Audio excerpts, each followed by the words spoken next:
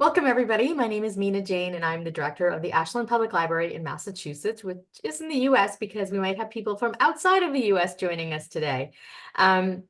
We are excited to have Ashley Bennett, Colette Rhodes, and Kate Pryor with us today, talking about monster romance, which is just having a moment. So we have to celebrate it every time we get a chance. So before we get to our conversation, I just want to say thanks to the Friends of the Ashland Public Library for supporting all of our programs, and to our authors who let me share this program with other libraries who just totally hopped on because they thought it would be a hoot as well. So welcome to our patrons from the other libraries, as well as from Ashland, as well as fans of our authors. You can certainly buy their books. You can just go to their websites, find links to all of them because they're super fun. And I know I just saw an Ashley Bennett at our library today. So yeah, check your local libraries. That's awesome. We always try to buy books from our authors when we do presentations, and it's just it's what we should be doing, right? Supporting our authors by buying their books. So anyways, we are going to have an hour-long Q&A. So if you have questions, put them in the Q&A, which is at a button at the bottom of your screen. But feel free to use the chat to chat with each other. We do try to pay attention to that, but it does go by quickly for questions. So I am not going to introduce our panel. I am going to let them introduce themselves because they're much more interesting than I am. So I'm going to start with Kate. Kate, tell us about yourself and a little bit about your most recent book. Okay, so my name is Kate Pryor. I'm a graphic designer by day, monster romance novelist by night. And I write about office romance, kind of a silly kind of like, what if you had, an orc in the office or a gargoyle, so those are a couple of my books. The most recent one is The Gargoyle from General Management. One is a succubus in heat. And gargoyle, oh my God. Vlad is the gargoyle who so kindly decides to help her out with that. I love that book. I mean, it's just interrupt for a second because it really reminds me of the TV show Gargoyles, which I loved back in the day. And it's different. Oh my God. So no, I love that show. It's so good. Okay, so Ashley, you're up next. I am Ashley Bennett. I write cozy, spicy monster romance. My Leviathan Fitness series is set in a gym. And it's basically just, what if there was a gym that was owned by a monster in a town that has monsters in it? Oh my God, my AirPods, this keeps happening. So that's my main series, but I'm working on a vampire romance series right now that I'm really excited about. And yeah, I like pink and cute stuff and cute covers, and yeah. Well, we're definitely going to dig into what is the difference between a fantasy romance versus a monster romance, because always vampires were considered just paranormal, but now they're not considered monsters. So I'm going to have to dig into that with you a little bit. Colette, tell us about yourself and your most recent. Hi, well, I'm Colette Rhodes. I'm from New Zealand. I write fantasy, paranormal, and I have a monster romance series with shadow monsters, I guess. Kind of like more of a fantasy-esque series, like a medieval fantasy world with shadow monsters and Omegaverse element. Super cool. So I have to ask you, are you friendly with Nalini Singh? No, I wish I was. One day, I'll find her one day. She does talks at the local libraries in New Zealand. So one day I'll find her. New Zealand has also become a place of many authors, which I think is amazing because it's nice to read about different places in the world so we can learn about them, not just culturally, but I don't know. I have so many thoughts about that. Okay, I'm going to go with questions, and it really starts with like I said, feel free to put your own questions in the Q&A. I will ask them of our authors, but I'm going to start with you, Ashley, about why do you think that monster romance is such a big thing in the last few years? What happened? So I really think that the popularity, like Ice Planet Barbarians blowing up on TikTok, I mean, I know that that's an alien romance. I think that kind of opened the door for monster romance. I think that we have fantasies about things that maybe are not always, what society would find acceptable. And monster romance kind of lets us explore that in a safe environment. So yeah, I really think that Ice Planet Barbarians helped, and then Morning Glory Milking Farm.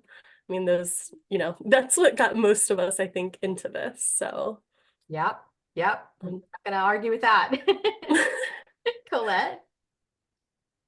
Yeah, I'd say the same. I think Catherine Moon as well, she's such a big trendsetter. And so when she did the RH Omegaverse, and there was like this huge influx of the RH Omegaverse, and then when she did the monster RH, that was suddenly like this huge genre step up. But I think as well as a little bit like maybe tied to our more like self-love, self-acceptance of the past few years, like coming out of the 2010s, and then monsters could look kind of weird. It doesn't matter. You can just, it's about like what they are on the inside, which is lovely.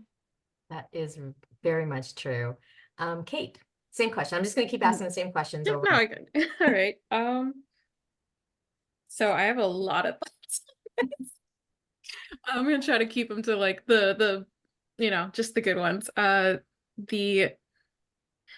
So I did a little bit of a background in horror when I was a film major before. And so one of the things that like we constantly get into with like horror and like is the like the monster and the maiden is like a trope you see constantly, and about like what it means to like how to differ from society. And I think like there's so much of an appeal to what is like the way we feel different in ourselves, like like what you were talking about, Colette, with like the self-acceptance and like learning to kind of express like embrace our individuality and like the things that do make us stand apart from like other people. And I think monsters kind of represent a sort of abstract niche of that in our psyche. Sorry, I don't want to like run away with it. No, I think there's something as well about like maybe somebody being like a very attractive human on the outside, but maybe they have like kind of a monstrous interior that you can't necessarily see. Whereas in monster romance, it's like the monster is on the outside, but then you're this warm, squishy, delightful being on the inside. Oh, absolutely. And then like you get, what does it mean to like deviate from the beauty standard, and like what is beautiful really, if not like the inside, And like I feel like that's such a maybe kind of fairy tale kind of look at like romance, but at the same time it really is what is at the core of romance as a whole. Mm-hmm. I am interested in the fact that you mentioned authors kind of getting it, and Ruby Dixon, Catherine Moon. But my first real experience with monster romance was a film, The Shape of Water. Not The Shape of Water. Was that The Shape of Water? Yeah. And I'm gonna ask more relevant questions to this, but I think that for me, like it was like they had to figure out how to have sex, right? Like they were totally different, and so I wonder how does that work for you? I'm gonna start with you, Colette, around creating, they can't just have sex like humans can, right? Like, so how does that work with monster romance to perpetuate the story, or propel the story? I think it's the discovering each other part is a really big part of it, and potentially there's some like real life crossover, like when you're seeing like intercultural romances, or you're like trying to get to know this person and where they're from and what makes up that person. It's more than just sex, right? It's the intimacy leading up to that, which makes it such like a powerful moment when they finally come together. And I really love monster romances where they're not compatible right off the bat, or maybe not compatible at all, and they just find other ways of satisfying each other, right? Berries and Greed by Lily Mayne is a really wonderful example of that. There is no like penetrative sex at all, but there's no doubting the connection or the love between them.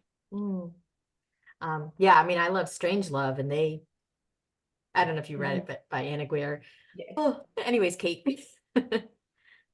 Oh, sorry. Can you say the question again? I was listening to her answer, and then I forgot what the question was.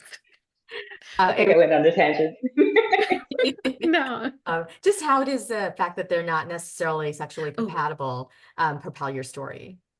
I think it kind of feels like a reimagining of the, well, like, especially like what makes the a virgin hero or heroine, or feel, it's kind of exciting. Like it's capturing that the first time you're exploring someone or yourself, and it's like that magic, but like we get to kind of play with like the bounds of what is physically like possible. I think that's always such a fun part of monster romance, is that it's like, let's just push the envelope even further. I've seen that. Yep. Ashley? Yeah, I think that, you kind of have to suspend your, I don't know, your preconceived beliefs, I guess. And I really like that, you can have intimacy between the characters and they might not be compatible right away, but you find ways around that. And that, works really well for the characters and works well for the romance. And I mean, I think that every author like has their story of like, you originally had this one idea, but then you had to like have a workaround to make it work for your story or for the characters. And I like that monster romance, we can explore things like that. It's not just the same, like, not to say that just normal human relationships are boring, but I like that we get something different. They are different, yes. I mean, I'm gonna get to audience questions in a minute. I just have one more pressing question that I need to ask you all. And Kate, I'm gonna start with you, I think. Were you a romance reader when you were a kid, and or as when you were younger? And did you know that you were gonna be a writer to begin with, and a romance writer to specifically? Well, I did not have access to romance books when I was little. I actually only started reading romance, I want to say, in college. But I really felt like I wanted to write romance. Like I wrote a lot of fan fiction when I was a kid, okay?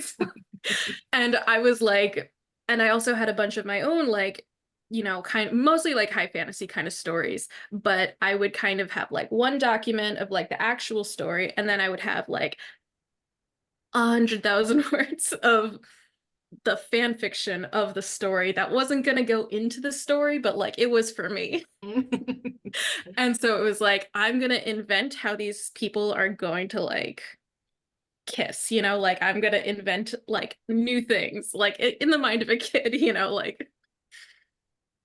I hear you. That is awesome. Ashley.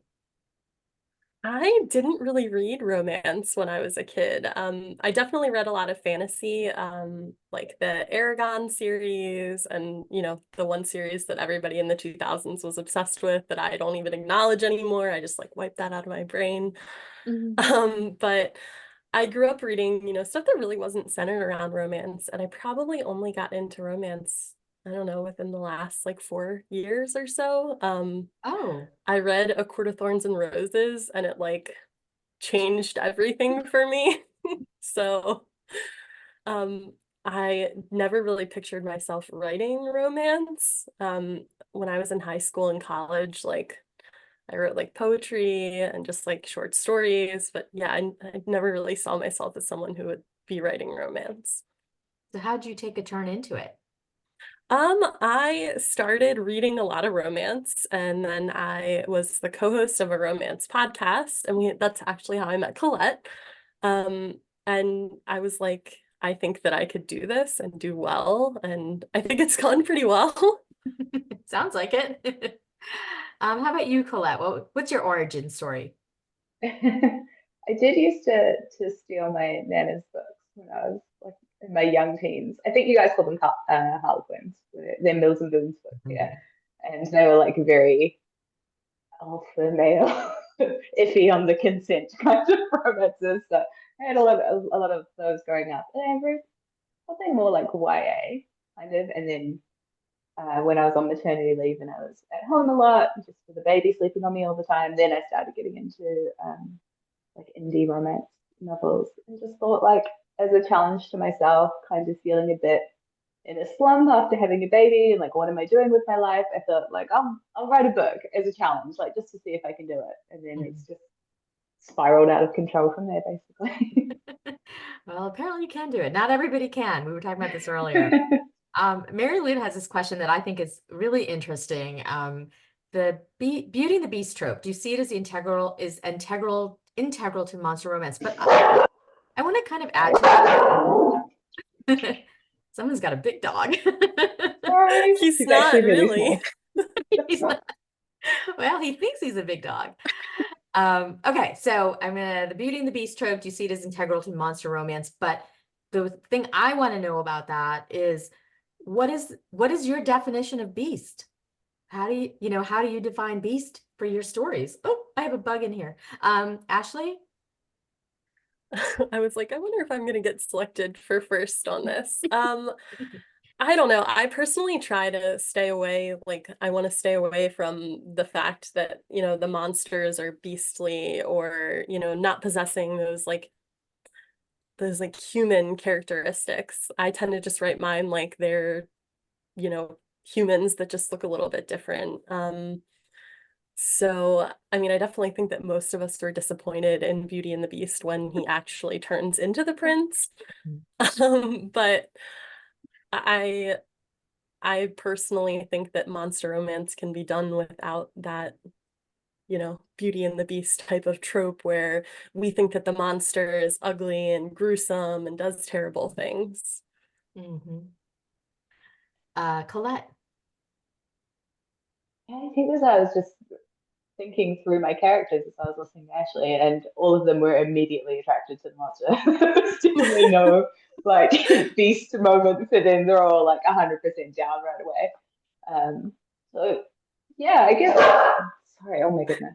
Not a trope that I've written before, but like definitely one that I read a lot. So yeah, it's interesting. I'd never thought about it before. And Kate? I feel like there's like when we talk about the Beauty and the Beast as like a trope, I always of course I always think the Disney movie, so I'm like thinking through the plot beats of like that particular story. But I feel like at its base, like kind of like at the root of it, the Beauty and the Beast trope is so, and it is kind of just a, oh my God, my brain just stopped in the middle of a sentence. It's kind of like the enemies to lovers trope. It feels very like grounded in that. And I think not everything I do has like that kind of learn to love someone who I kind of originally despise kind of plot pacing or kind of beat structure.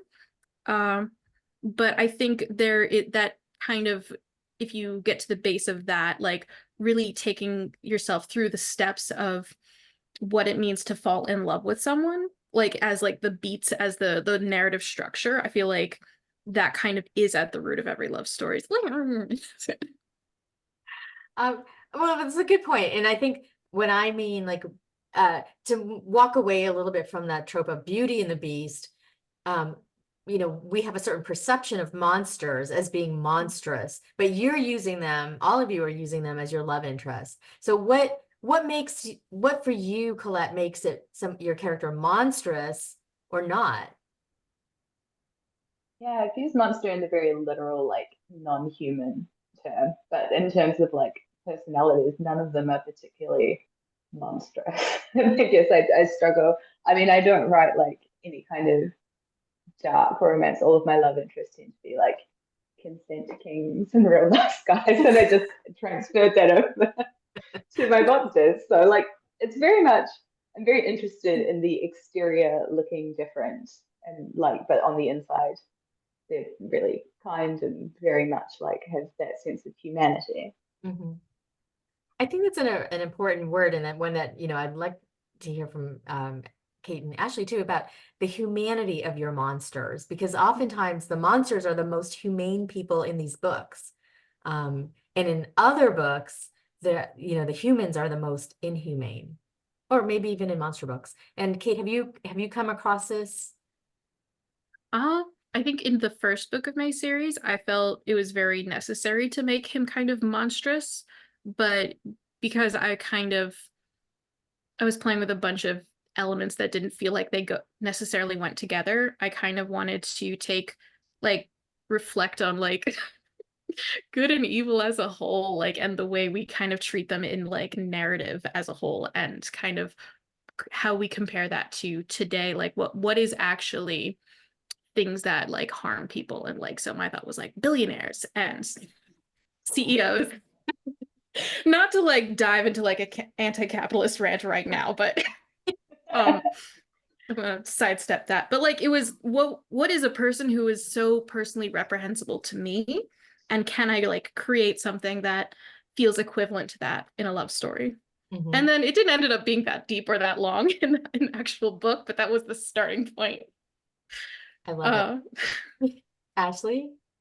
So I think for me, I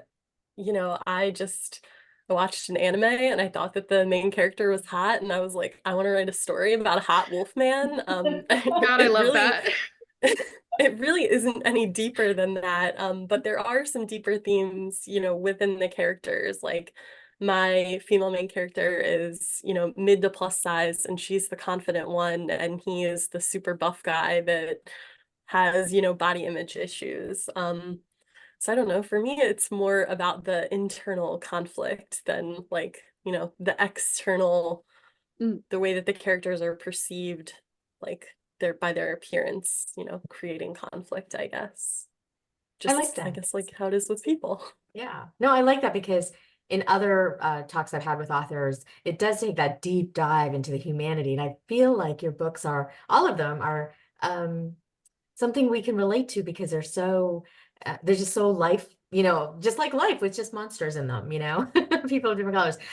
Somebody in the chat was talking about Radiance by Grace Draven, which is one of my favorite books. And in that one, if you read it, they're both monsters to each other. They're both ugly to each other. And because they're so different and then they find so much common ground. It's beautiful. It's such a beautiful book. So Melissa asks, who was your earliest monster paranormal romance influence? I know we talked about your origin stories a little bit, but was there one book or story that stuck out to you that you're like, that's it, that's what I want to do? And I think I'm starting with Ashley. Mine was Soul Eater by Lily Main, I guess is how you say it, Lily Main. Yeah, Maybe I I said it wrong. absolutely love Win and Danny. The love that I have for those characters. Just a sunshine with a grumpy monster it's the best. That misunderstood thing. Oh, love it. How about you, Yes. Colette? Oh man, I've forgotten the name of Catherine Moon's book. That's so embarrassing. But Catherine Moon's first monster book, it was that one. Okay. All right. We'll have to look it up. And Kate. Oh, I gotta go with a classic. I think Ruby Dixon was some of the first monster romance I read, or I guess kind of alien romance, but they're pretty close there. And I was just kind of I see the endless canvas that there is here, and I just want to be part of it. It is an endless canvas, but Mary Lynn wants to go back a little bit to the roots of monster romance. Perseus and Medusa. I mean, Katie Robert does it so well in terms of the Olympians and the characters in there. So I don't know. Do you feel like it went back that far, or is there a new thing going on with monster romance now? Because those were really dark. Colette?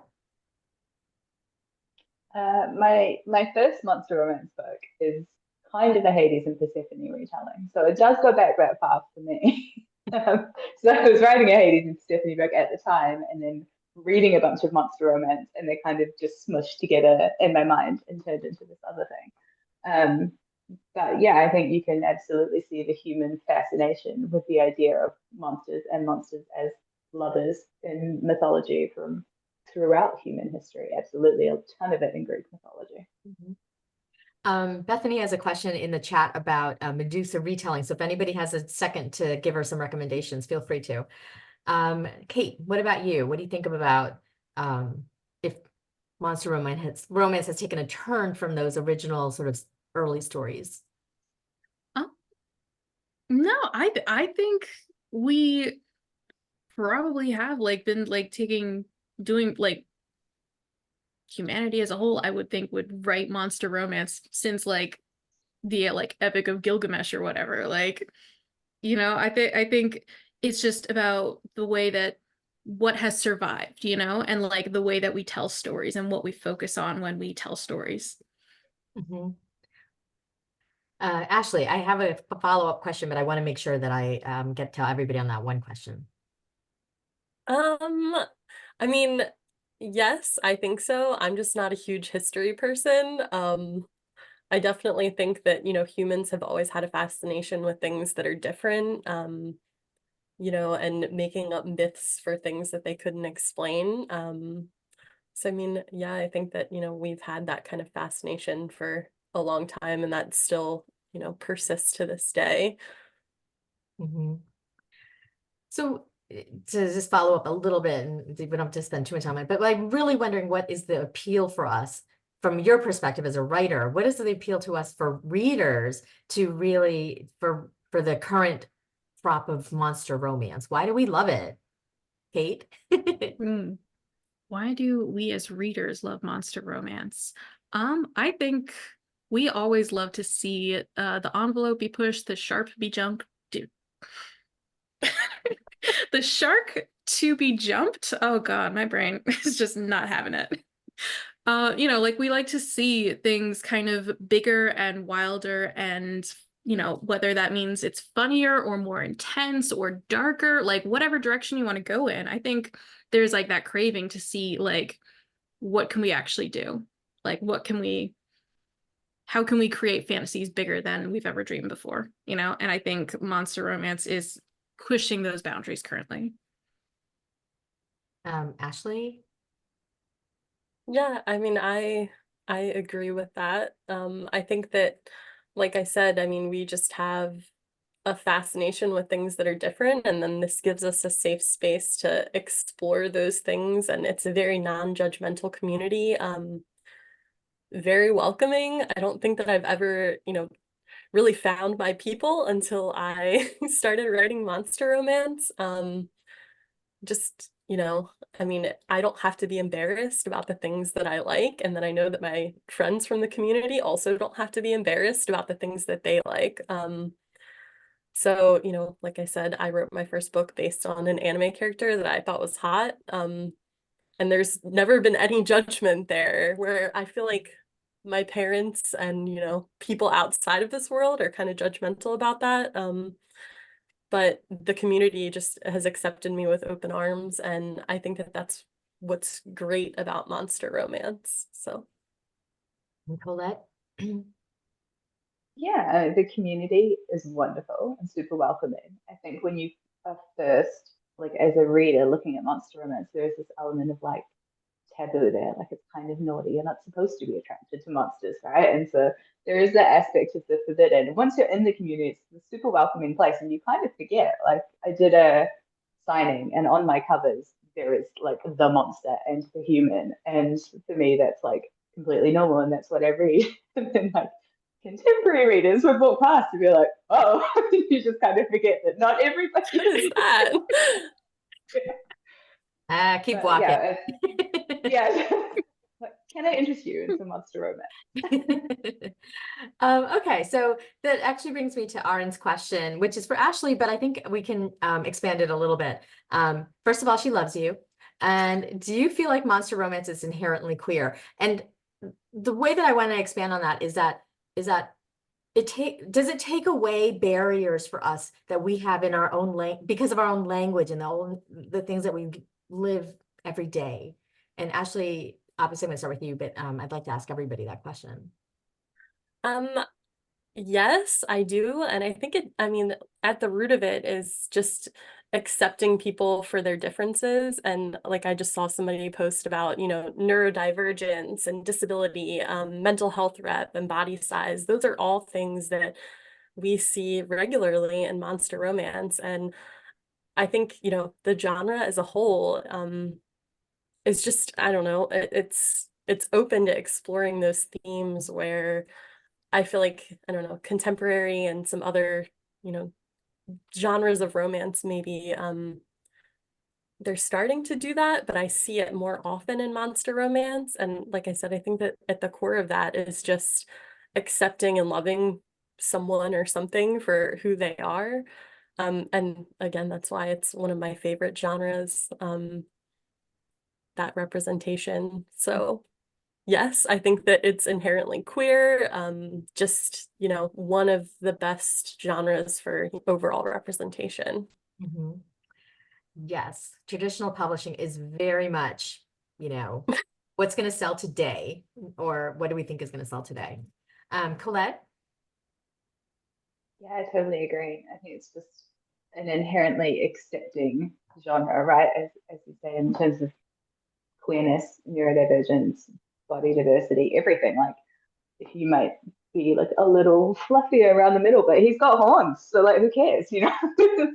There is, those norms are just kind of broken, and you can do whatever you want without the kind of restrictions of the societal pressure or heteronormativity that we are raised in. And you find that they can be very creative with those horns. Moving on to Kate. Oh my God, yes. I think there's so much like there because of like the what we're talking about, like the blank canvas and like to use your Mina's terminology for it, the peens. I think we can really explore what it means to like what the extent of our sexualities, but also like what gender like is to us and like what the way we confine it to like in humanity. And when we kind of like take that extra leap into, all right, now we're going into like monsters and aliens, and like it opens the door and says you can have anything you want and you can explore whatever you want. And so I think the idea of exploring your identity and what you like, your preferences in a completely safe space that is monster romance, like is reading a book, something you're doing at your own pace and to like the yeah. One of the like I have all these run-on sentences that just have hangers at the end of them in my books, like when my first draft. So like this is the unadulterated like thoughts. I love it. Unfiltered. We like it. Just really quick, Ashley, what was the anime, the name of the anime? Do you remember? So Beastars is the one that, I fell in love with the male main character, and then that's what, I was like, I'm gonna write a wolf man. That's such a good So one. if you've never seen it, you should watch it. We're gonna be looking for it, all of us. It was on So Netflix, I think, right? Or is it It okay. was on Netflix, yeah. Do we know if it's still there or do we gotta go down to Crunchyroll? I think it's still on Netflix because Okay, I don't think I've cool. seen it on Crunchyroll. So this is me just being like, hey, I love anime, so if you ever want to talk about it, talk to me. I also love anime, so I love that. Okay, so I'm gonna go back to some of the questions around writing. What's your favorite monster feature to write? What's one that you haven't written that you want to in the future, Colette? Like physical features. So what's your favorite feature to write, and what have you not written yet that you would like to in the future? I'm writing the one that I'm working on right now. I'm somewhat limited in my world in that there is just one type of monster, and like these two who have these super cool worlds with all these different types of monsters, which is way smarter, and I should have done that. But I am doing shadow tentacles in this book, so that has been really fun. I've had a lot of fun exploring what can be done with shadow tentacles, and that has been a blast to write. Love it. Kate? Hmm. Can I just say like the freaking monstrous size? Like Size I difference. fucking love a size difference trope. As a plus size woman, I've never really got to experience what it felt like to be small next to someone. And like so it's just a horizon of exploration for me. Like what does that really mean to like that there could be someone this much bigger than you, you know? So that's always a big trope for me. Mhm. I love that. I think we all need to, it's perspective, right? Like, we always think we're like this, but actually in a different setting, we are totally something else. Absolutely. Yeah. Ashley? Sorry, I was typing to someone in the chat so they would have the answer for what the anime was. You're still looking, I know. Well, I was like, if I say it, it's going to disappear from the chat. But I agree with Kate about, size difference, because I find that extremely attractive. I mean, even in, like human contemporary romance, like, but as a plus size person, I've never experienced that. So I find that, very appealing about monster romance. My favorite thing to write so far, I think, has been tentacles, but I feel like when you're actually writing about tentacles, like there aren't other words that you can use for tentacles. So it's like appendages and like You just really gotta get weird. like old school vintage creative with it, like my meat wave. My meat noodle. So basically there was one point where I had a beta reader that was like, it was one of my sex scenes, and they're like, you have tentacles like literally like 50 times. And I'm like, what else am I supposed to call it? Like this, it's his tentacles. Nope. We'll be looking for meat noodle next time. Okay, I have to move on because I'm like that was so funny. So somebody asked, I would love to hear about your cover design process. We were talking about this earlier. So let's start with you, Kate, because all of your covers are amazing, but Oh, there are trends going on right now that you guys completely don't pay attention to, and I love it. So I'm a graphic designer by day, so I do all my own covers. I kind of have to, like when you do the self-pub thing, you gotta save money where you can. So, but like I also just really enjoy how it allows me to like ruminate in the actual story and like really think about like the way I'm expressing these characters and imagining them. For like I've done both cartoon kind of illustration covers, or they're not covers yet. They're going to be covers in the future. But right now they're just step backs in underneath the regular cover, which is a kind of photo bashed mishmash of Photoshop. I wish I had that skill. Ashley, how about your covers? So I work with my good friend Conky for my covers. I am not that artistically, gifted, and I'm also not gifted with Photoshop or anything like that. So I absolutely need somebody else's help with my covers. But Conky does all of my artwork for them. And usually they'll do like a sticker design or, like a little print or something. And they're my absolute favorite. Like, I love them. Anytime I work with anyone else but Conky, I'm like, oh my gosh, I wish that I could have just worked with Conky for this, because they just are so good. They get me when I tell them a concept. They just get it. You got to stick with what works, right? Yeah. Colette, who does your cover design? Me. Yeah. So might have just changed. So originally they were like outsourced to an artist, but change of circumstances, things have happened. So I'm bringing them back in-house, but I do all my other covers anyway. So it hasn't been super strange for me. I'm such a control freak, I really struggle. God, that's Let such a go of mood. my babies. You want it to be right. That's the thing. Yeah. So Aiden asks, is there a core trope that you feel influences your work most? For example, I agree with this. I'm so like this. Found family is one I gravitate towards and connect with most in monster romances I read. Ashley, how about you? Do you have any particular thing that influences you? I'm trying to think of like what some of my favorite tropes are. I love enemies to lovers. I love a good grumpy sunshine. I also love sunshine. Yeah, those are some of my favorite ones, I guess. I'm trying to think.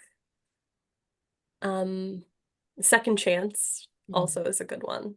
So, All right. yeah. As long as nobody says secret baby, I'm okay with you all. Yeah, I'm not a big secret baby person. There's just no justification for it. None in my head. Gotta really like Had enough warp of the that in my story. real life, so I'm good, I think. Yes. Okay. Colette, sorry, I had to interrupt with my own thoughts there. No, I'm also not a secret baby fan. I really like grumpy. Like I love when all the characters have this kind of like quite a lot of flaws and like may not necessarily be likable per se. I don't like that word, but you know what I mean. And then they kind of find each other and they find that person that embraces all the things that they might not even necessarily like about themselves. That is, I think, probably a key feature of all of my books is they're sort of flawed, fumbling people trying to find where they belong. Hey, did I already ask you this question? I've lost track. Not yet.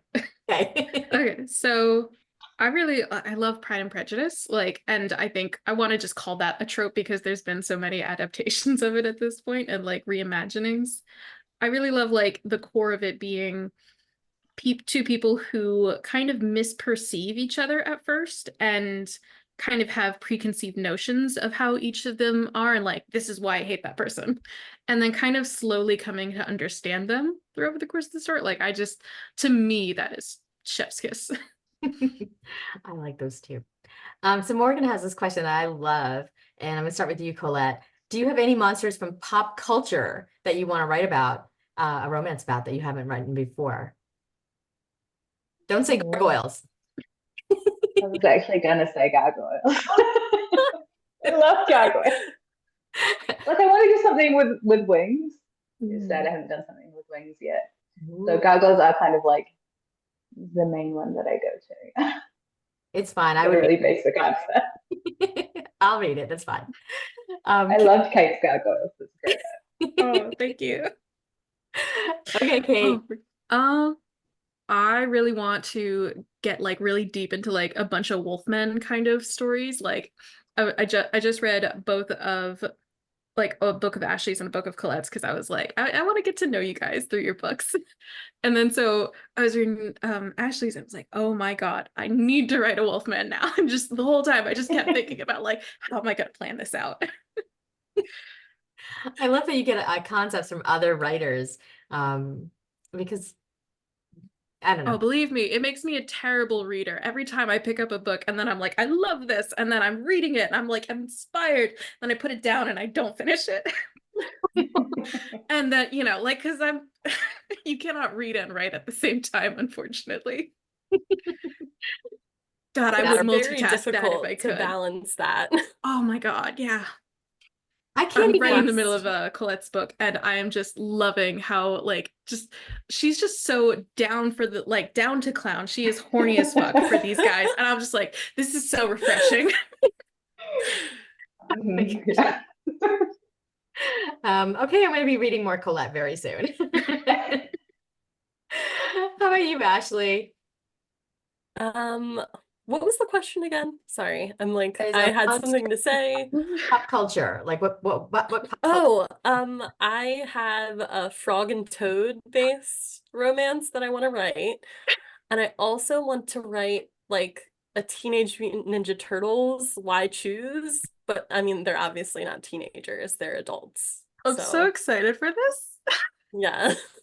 So that's I have the Frog and Toad one started that I was gonna publish, but then I keep getting other ideas that kind of like take a precedence over that one, but I'm gonna write it one day.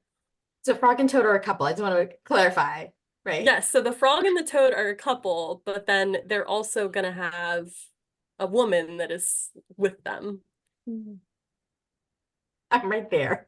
And of course, the Teenage Mutant Ninjas, older people, well, Teenage Mutant adults. adults, that's right. TM and A. We're all over that in the chat. I mean, all caps, all caps. All right. So Melissa asks, and this is a question I have to ask every author: are you a pantser or are you a planner? Do you outline everything or you just start writing? Kate?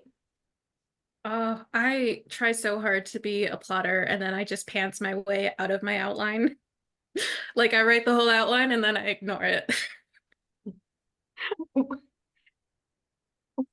How do you end up with books? I don't know. Every time it's a surprise to me. I'm just like, ooh, okay. Surprise. Finished product showed up out of nowhere. How about you, Ashley? So I used to very much be a pantser, and then as my books have been getting longer, and especially for Leviathan Fitness, where I have like interconnected standalones, I have to know certain things about the characters. I have to keep track of that. And then for my new vampire series, it's much longer than what I'm used to writing. So I have to make sure that I don't have any plot holes or that, like the scenes make sense and I'm hitting the beats on time. So yes, I am now a plotter, but I was a pantser before. Just follow up for that for you, Ashley. Is that because it's a longer, is it only because it's a long series? Like if you were to do a shorter series, you might go back to pantsing?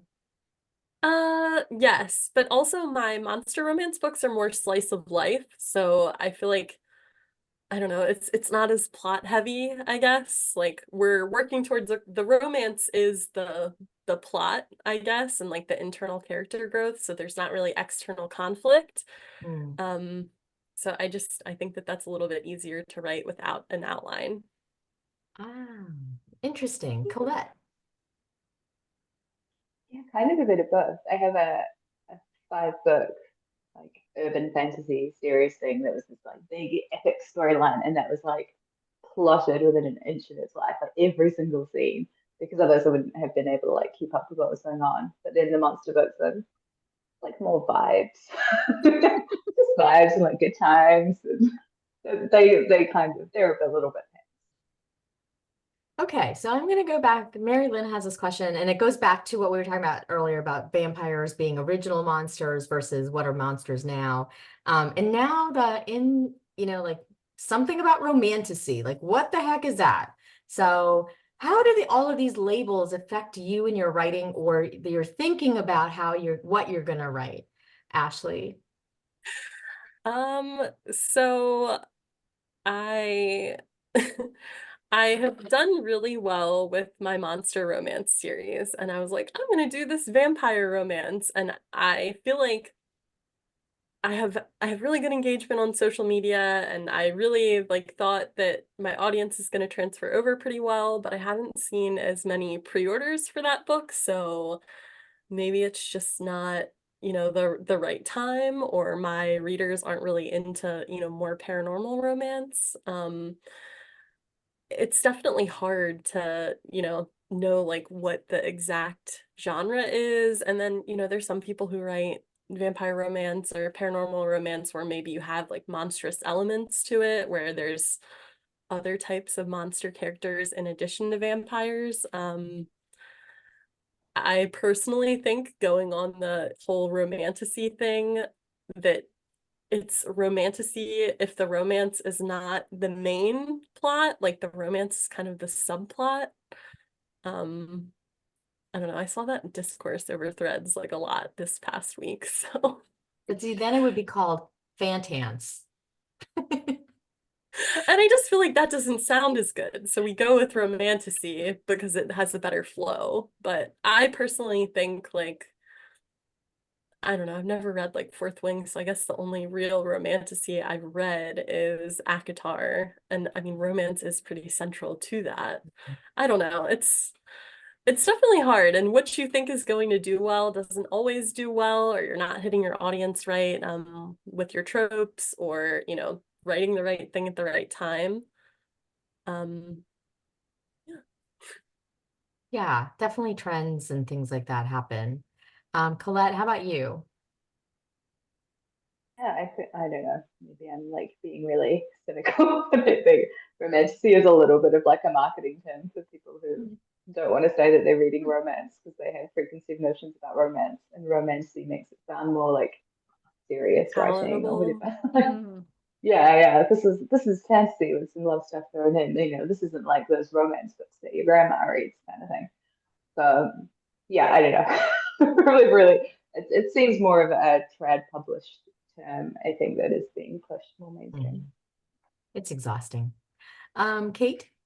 I don't know that I could sum it up better than Colette did. I think pretty much that I have a very cynical view about it too. It's like this is just a publishing like push, and it doesn't really mean anything yet, and we haven't seen like really defined answers to how the genre is going to like whether or not it requires an HEA, which for many romance readers is kind of a deal breaker, for reading a book. So right now it feels kind of like a market share grab. Yeah. Mhm. I'm going to go back to a question that was specifically for Ashley, but I'm going to ask everybody this a similar question. Ashley, hi, it's Kenzie. Who was your inspiration for Silas? So that's from my vampire romance book, and everybody thinks that he is Charlie Swan, and I swear he's not. That's just how he ended up looking when I gave the illustrator like what I wanted him to look like, who's actually a tattoo artist. But anyway, it's just a mountain man vampire romance. It's not a Charlie Swan vampire You had romance, to but know that's what the cover looked like, though. no, that's what I gave. So I had Rosie's art before I had the actual, like, Rosie was like, here, this is the art. And I was like, oh, this is fine, I guess. Oh, see, I saw that cover and I was like, finally, something that's catered to my need for the dad from Twilight. Right? I'm He's not the trying best character. get in trouble with Stephanie Meyer or anything, so I'm not claiming that. Well, I think if she was fine with 50 Shades, then she would Oh, totally be that's true. Maybe I should really just lean into that then. Yeah, I'll get lean an in, indie lean in. deal. 50 Shades of Twilight Dad. so I did want to ask a similar question of Colette and Kate of what was the inspiration for maybe one of your favorite characters to write? Colette. Well, yeah, I was doing the Hades and Persephone thing at the time, so Alaric is a lot of Hades royalty vibes. That was kind of what I was going for. Like it. Kate.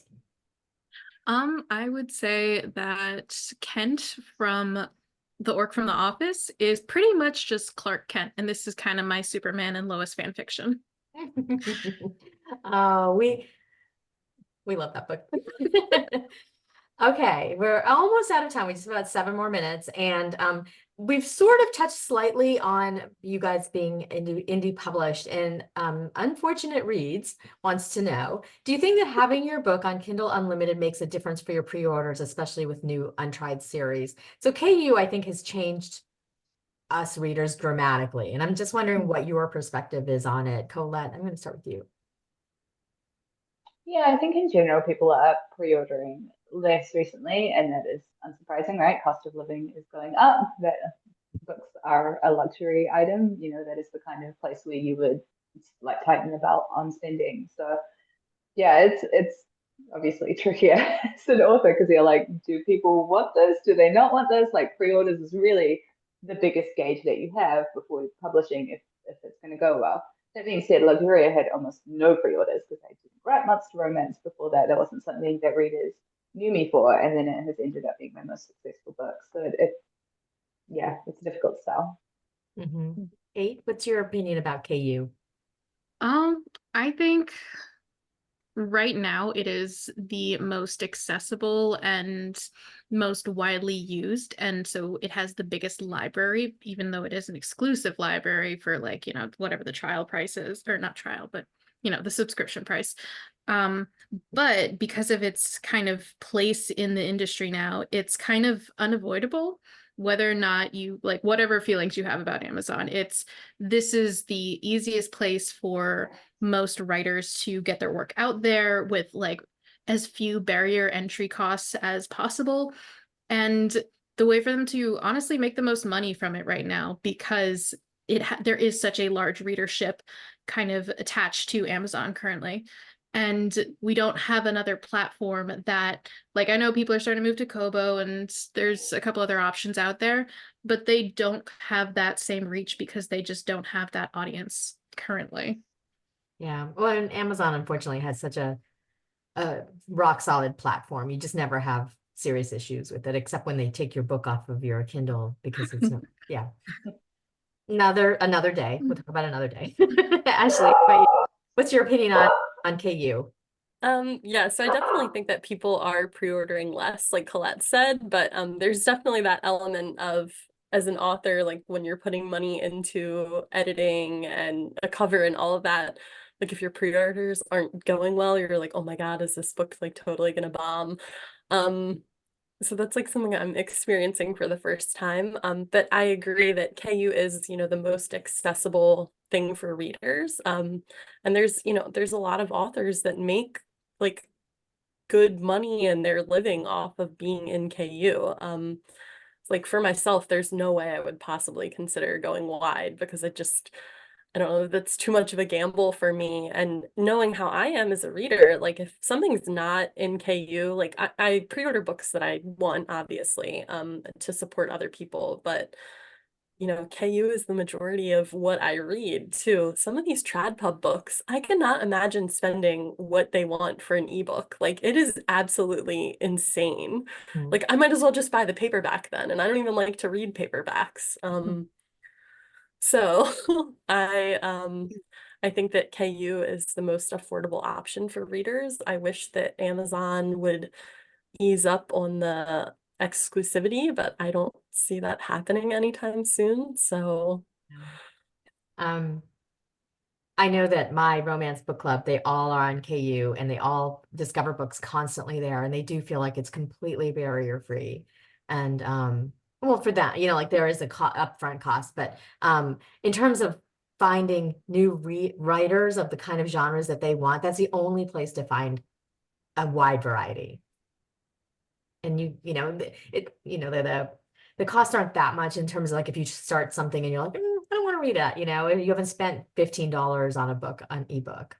So well, I especially feel like for monster romance, I mean, I have a literary agent who is like working with my foreign rights. I haven't done any trad pitches, but I don't know. I feel like even finding a literary agent as a monster romance author was difficult.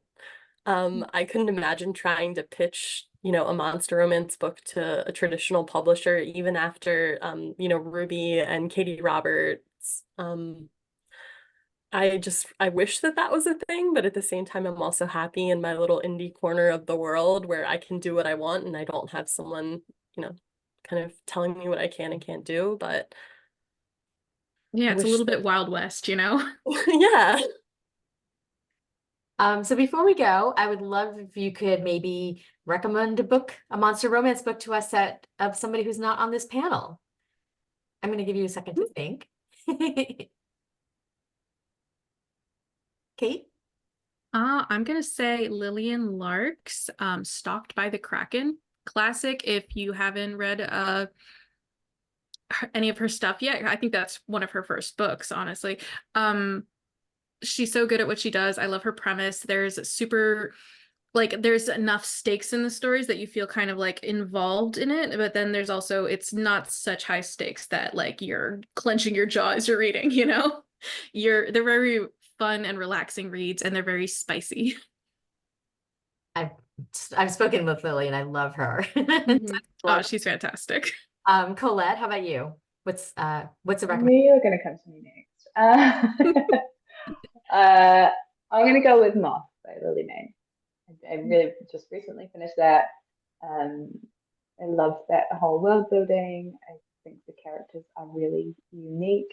The monster anatomy side of things is very unique. If that is something you are particularly looking for, yeah, so that's be my recommendation. Lily Main, okay. Ashley? And I'm gonna agree with the comments, and I'm gonna recommend the Galactic Gems series by Cleo Evans. Some of the most beautiful covers I have ever seen. Cleo's an excellent writer, good friend of mine. I love her writing and I love her books, so I would definitely pick up any of her stuff, but Oh, I feel like my TBR pile is just gonna fall over. So just really quickly, it's 8 o'clock. Kate, what's up next for you? What can we look forward to? Ooh, I have a sort of percolating idea for Kathy the Harpy from you might have seen her in the Gargoyle book. I'm putting many pins in that idea because I keep coming back to it. I'm like, do I want to pursue this right now? I'm working on a werewolf series that I kind of want to write all 3 books and then publish them all. Oh, I would love that. Binge reading. Right? Like, I don't want to like space them out too much, but I'm also like, that's so much work ahead of time. So I'm like, yeah, I'm debating what I'm doing with like all of that right now. Mhm. Ashley, I know you said Frog and Toad and vampires and Teenage Mutant Ninja Turtles. Is there anything else? I'm doing my vampire book. That'll be my next release. It's called Rugged Blood. And then after that, I'm continuing with my Leviathan Fitness series. And the book is Griffins and Gains. And that's Fallon's story from the first 3 books. So I love series. Colette, how about you? What can we look forward to? My next one in my monster series comes out on the 30th of March, so just a couple weeks away. It is called Avid. It's the 4th book in the series, and that features a shadow tentacle wielding Mad Duke and another horny on May Wednesday. It's a good time. Oh, I love it. I love every word you just said.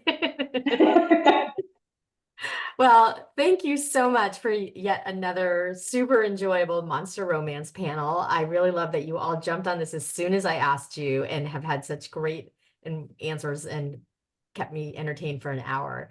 I appreciate everybody who came tonight and enjoyed the talk, and I will send out the recording link afterwards. And I just hope you all have a wonderful night reading as much monster romance as you can get your hands on. Kate, Ashley, Colette, thank you so much. thank you. Thank you. Have a wonderful night, everybody. All right. Bye. Bye.